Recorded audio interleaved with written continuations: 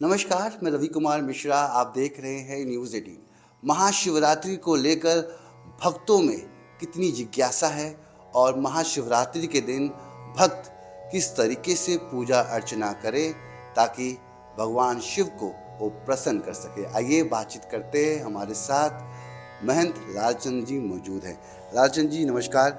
महाशिवरात्रि के दिन भगवान भोलेनाथ की आराधना पूरी दुनिया करती है। ऐसे में किस तरीके से पूजा अर्चना करें ताकि महाशिवरात्रि का जो लाभ है, वो फल है, भक्तों को मिल सके। सर्वप्रथम तो आपको प्रातःकालीन नमस्कार, आपको, आपकी टीम को और समस्त भारतवासियों को और हिंदू भक्तजनों को मेरा श्री लक्ष्मी नारायण बिरला मंदिर की तरफ से हार्दिक नमस्कार। और शिवरात्रि पे और उसकी पूर्व संध्या पे आप सबका हार्दिक अभिनंदन और स्वागत। चूँकि प्रश्न आता है महाशिवरात्रि का, तो जैसे हमारे यहाँ दीपावली, होली, महाशिवरात्रि, एक एक पर्व अपने आप में अति विशिष्ट है। उसी तरह से भगवान भोलेनाथ से संबंधित महाशिवरात्रि का यह पर्व, यूँ तो शिवरात्रि हर महीने आती है, संक्रांति हर महीने आती है, मगर वो मकर संक्रांति और ये महाशिवरात्रि, इनका अपने आप में एक बहुत ही अनुपम वैशिष्ट्य है। भगवान शिव से संबंधित यह पर्व महाशिवरात्रि, नाम में ही उनके जो है वो अर्थ अंतर्निहित है। शिव से संबंधित एक बहुत बड़ी निशा, बहुत महारात्रि, महाशिवरात्रि। हमारे शास्त्रों के अनुसार कहा जाता है कि इस दिन भगवान भोलेनाथ का विवाह माता गौरी के साथ में हुआ और इसमें अर्धरात्रि में विशिष्ट रूप से जो भक्त लोग पूजा करते हैं, निशीथ काल उसको बोलते हैं, जो इस बार का निशीथ काल रात्रि 12:09 से और 1 बजे तक है जी। इसके अलावा अगर बात करें कि जिस तरीके से भगवान का जल अभिषेक करते हैं और जल अभिषेक करते हुए किन बातों का ख्याल रखें और जो भक्तों के अंदर इच्छा होती है, अपने तमाम मनोकामना होती है, उसको हम किस तरीके से पूरा कर सकते हैं। देखिए, महाशिवरात्रि के दिन सर्वप्रथम तो यह कि व्रत की विधि नियम सबसे पहले जरूरी ये होता है किसी भी प्रकार की साधना में कि साधक के आवश्यक कर्म क्या होते हैं और साधना का तरीका क्या होता है। ये दो बातें बहुत विशेष होती हैं। जैसे आप ही अपनी सेवा समाज को दे रहे हैं, आपकी अपनी साधना है, आपको पता है क्या यंत्र चाहिए, क्या संयंत्र चाहिए, कैसी टाइमिंग है, क्या है। उसी तरह से हमारे हर विशेष पर्व में साधना और साधक के कर्तव्य, ये दो चीजें बहुत बड़ी हैं। साधक का कर्तव्य यदि उचित नहीं है तो साधना अधूरी रह जाएगी, मनोकामना आपकी छोटी हो या पूरी हो। साधक के कर्तव्य क्या हुए? जिस दिन महाशिवरात्रि, सुबह उठ करके ब्रह्म मुहूर्त में उठें। ब्रह्म मुहूर्त का मतलब सूर्य उदय से पहले उठें, उठ करके अपना स्नान ध्यान करें, नित्य क्रिया से निवृत्त हों। नित्य क्रिया का मतलब जो भी अपना पूजा पाठ आप रोज करते हो, संध्या वंदन है और कोई पूजा पाठ है, जो भी है वो अपना करके नित्य क्रियाओं से निवृत्त हों। और उसके बाद में फिर भगवान शिव के व्रत का संकल्प करें और संकल्प करके भगवान भोलेनाथ से निवेदन करें कि प्रभु, मेरी अमुक मनोकामना आज इस व्रत के माध्यम से मैं चाहता हूं कि मुझे इस मनोकामना की पूर्ति का विशेष आशीर्वाद मिले। वो मनोकामनाएं भगवान भोलेनाथ, औढ़रदानी, आशुतोष, बहुत थोड़ी सी पूजा से प्रसन्न हो जाने वाले उनके ये विशिष्ट नाम है। भगवान के 101 या 108 नामों का जाप करें, ओम नमः शिवाय मंत्र का जाप करें, बीजाक्षर ओम नमः शिवाय का जाप करें, बीज मंत्र का जाप करें, महामृत्युंजय का जाप करें। महामृत्युंजय का जो बीज है वो है ओम होम जुम सह, और महामृत्युंजय ओम हों जुं सह ओम भूर्भुवः स्वः ओम त्र्यंबकं जजामहे सुगंधिं पुष्टिवर्धनम् उर्वारुकमेव बंधनान् मृत्योर्मुक्षीयमामृतात् ओम स्व भुव भू ओम स जुं हों ओम। ये महामृत्युंजय, मृत्युंजय मंत्र खाली वैदिक ऋचा है। ओम त्र्यंबकं यजामहे सुगंधिं पुष्टिवर्धनम् उर्वारुकमेव बंधनान् मृत्योर्मुक्षीयमामृतात्। ओम नमः शिवाय षडाक्षरी मंत्र है, केवल नमः शिवाय पंचाक्षरी मंत्र है। तो जो भी मंत्र आपको अच्छे से याद हो उसका आप जाप करें। भगवान शिव से संबंधित कोई स्तुति, कोई स्तोत्र, कोई पाठ कुछ याद हो, वरना आपको हिंदी में कोई भजन स्तुति याद हो, आप उनका गुणगान करें। पवित्र हृदय से रहें, किसी की निंदा चुगली इत्यादि के कामों में व्यसन में ना व्यर्थ रहें। और जो व्यक्ति नित्य तामसी सेवन करते हैं उनसे भी मैं ये प्रार्थना करता हूँ कि कम से कम साल में एक दिन तो आप अपने और अपने परिवार के लिए एक दिन सात्विकता में गुजार के भोलेनाथ की 24 घंटे ये भक्ति का संकल्प करें और आप देखिएगा आपका जीवन धन्य हो जाएगा। इसके अलावा मैं आपसे पूछना चाहूँगा पंडित जी कि जिस तरीके से बेल पत्र चढ़ता है, धतूर चढ़ता है, बेर चढ़ता है, उसको लेकर क्या मान्यता है और महाशिवरात्रि के ही दिन ऐसा क्यों? प्रथम तो हम अभिषेक के विषय पे आते हैं कि अभिषेक क्यों किया जाता है। कहते हैं कि गौरी से पूर्व का जो भगवान का विवाह था सती के साथ में, राजा दक्ष का यज्ञ विध्वंस, एक कहानी आपने सुनी होगी। तो जब सती के साथ भोलेनाथ का विवाह हुआ तो सती ने भी उनका स्वयं ही वर्ण किया था और पार्वती जी ने भी, उन्हीं सती ने पार्वती के रूप में, जो कि पिछले जन्म में वचन ले लिया था कि 7वां जन्म में ही आपकी अर्धांगिनी रहूंगी, ऐसा मुझे वचन दो। उन्होंने कहा देवी तथास्तु।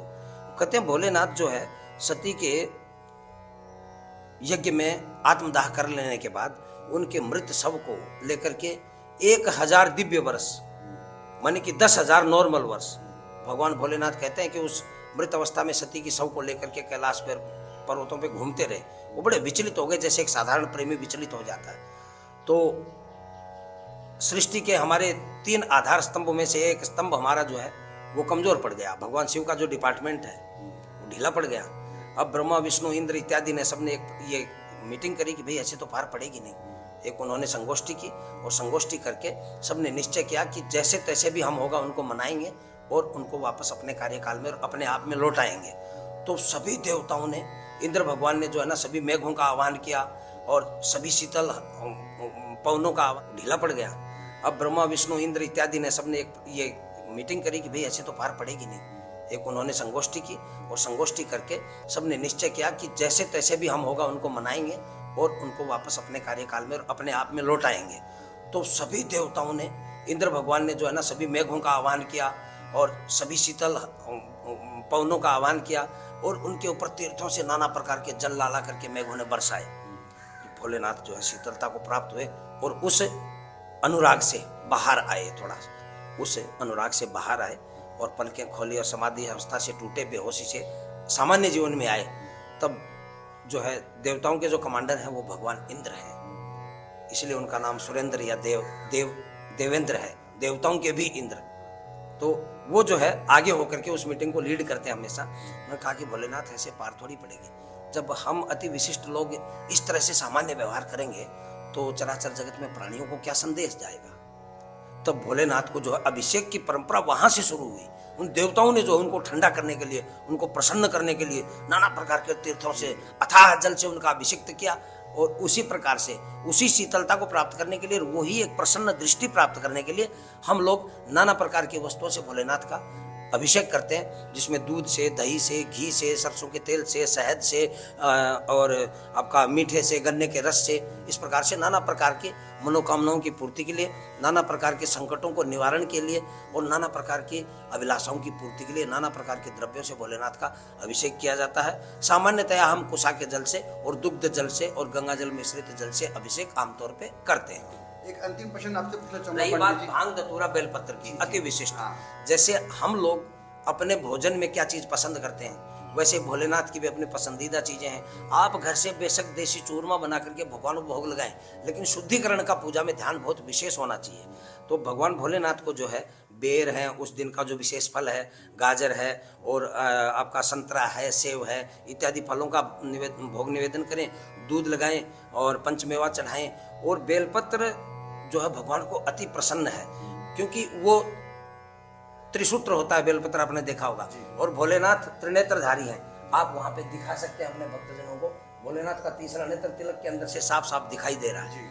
तो भोलेनाथ स्वयं त्रिनेत्रधारी हैं, तो वो बेलपत्र ही ऐसा है जो त्रिनेत्र स्वरूप है। और भांग धतूरा और आक जो है ये भोलेनाथ के अपने मादक तत्व हैं। जैसे सांसारिक प्राणी भी जो है भोजन के बाद कुछ न कुछ अपना एना चबेना लेता है, भोलेनाथ को वो चीजें पसंद है। तो एक आखिरी सवाल आपसे पूछना चाहूँगा कि जिस तरीके से जब लोग अभिषेक करते हैं और ओम नमः शिवाय का जाप करते हैं, ऐसे में कुछ लोगों को देखा कि शाम सदाशिव का भी जप करते हैं। इसके पीछे का क्या कारण है? शाम सदाशिव और ओम नमः शिवाय, क्या जो भक्त वो क्या करें? दोनों का अर्थ जो है नाम में ही निहित है। शाम्ब सदा शिव, स अम्ब सदा शिव। अम्ब मानी माता पार्वती, शाम्ब मानी अम्बा सहित शिव को नमस्कार, और ओम नमः शिवाय माने शिव जी के लिए नमस्कार है। तो उनके शब्दों में ही उनका अर्थ निहित है। जैसे पूजा में हम लोग भी बोलते हैं ओम सांगाय सपरिवाराय श्री शाम्ब सदा शिवाय नमः, तो मतलब पूरा परिवार ही उसमें आ गया। ना अशोक सुंदरी बची, ना शेषनाग बचे, ना नंदी बाबा बचे, ना कुमार कार्तिक बचे, ना अम्बा माँ बची, कोई नहीं बचा, ठीक है, ना चंद्रमा बचा। सांगाय सपरिवाराय श्री शाम्ब सदा शिवाय नमः, सबको एक साथ प्रणाम। आखिरी सवाल पूछना चाहूंगा कि कब से जल डालना शुरू करें?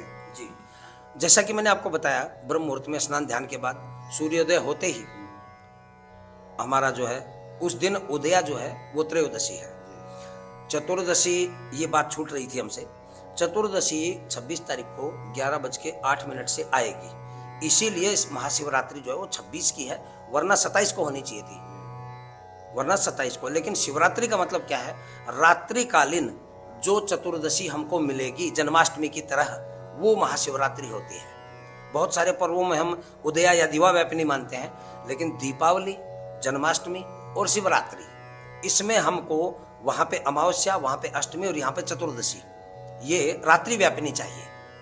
जैसे प्रदोष काल का व्रत आता है तो सुबह द्वादशी लगी, फिर दिन में त्रयोदशी आ गई, तो आपकी प्रदोष की निशा वही है, तो द्वादशी वाले दिन में ही शाम को जो है प्रदोष व्रत होगा, जो त्रयोदशी का होता है, और शिवरात्रि चतुर्दशी की होती है, ठीक है। तो इस वर्ष जो है 26 फरवरी 2025 को महाशिवरात्रि की जो चतुर्दशी तिथि है उसका प्रवेश होगा दिन में 26 तारीख को 11:08 से और 27 तारीख को सुबह 8:54 तक। इसमें हमारा जो है जल तो हम सुबह से ही चढ़ाएंगे, क्योंकि तिथि का प्रवेश बाद में होगा, लेकिन ऐसा तो है नहीं कि हम 11:08 से जल चढ़ाना शुरू करेंगे।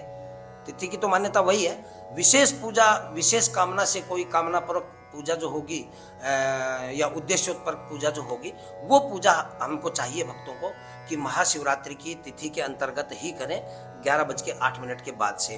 तो जो दिन का अभिजीत मुहूर्त आता है वो लगभग 12:30 से और आपका 1:30 बजे के बीच में 48 मिनट का एक समय अंतराल होता है। सर्दी की ऋतु के अनुसार वो 12:30 बजे से लेट भी हो सकता है, गर्मी की ऋतु में वो 12, 12:15 बजे को भी छू सकता है, पर मोटा मोटी उसको ये मानते हैं कि भाई 12:30 से 1:30 बजे के बीच में 48 मिनट का एक मुहूर्त होता है, जिसको हम अभिजीत कहते हैं, जो कि केवल बुधवार को मान्य नहीं होता है। अब चूंकि इस बार बुधवार को हमारी शिवरात्रि है, ठीक है, तो बुधवार को अभिजीत में हमारा मान्य नहीं होगा। तो इस प्रकार से 11:08 के बाद में प्रत्येक पल भगवान के उस पर्व का है, कोई द्वंद्व में ना फंसे आप। इस दिन आपको कोई राहुकाल नहीं मार सकता, कोई बुरा समय नहीं छू सकता, कोई कुछ नहीं छू सकता। महादेव पूरी सृष्टि के जो स्वामी, जिनके आदेश को ब्रह्मा विष्णु भी पालन करते हैं, तो छोटे मोटे आपके जीवन के संकट भला उनके सामने क्या। धन्यवाद पंडित जी हमसे बातचीत करने के लिए। तो आप सुन रहे थे महंत लालचंद जी को, जिन्होंने हमें बताया कि भगवान भोलेनाथ शिव जी का हम पूजा अर्चना किस तरीके से करें, किस तरीके से जल अभिषेक करें और जल अभिषेक का समय क्या है, और जल अभिषेक करते हुए किन मंत्रों का उच्चारण करें। तो महाशिवरात्रि की ढेर सारी शुभकामनाएं। उम्मीद करेंगे कि भक्तों की मनोकामना भगवान भोलेनाथ शंकर पूरा करें। जय जय शिव शंकर, हर हर हर महादेव। नई दिल्ली से मैं रवि मिश्रा, न्यूज़ 18।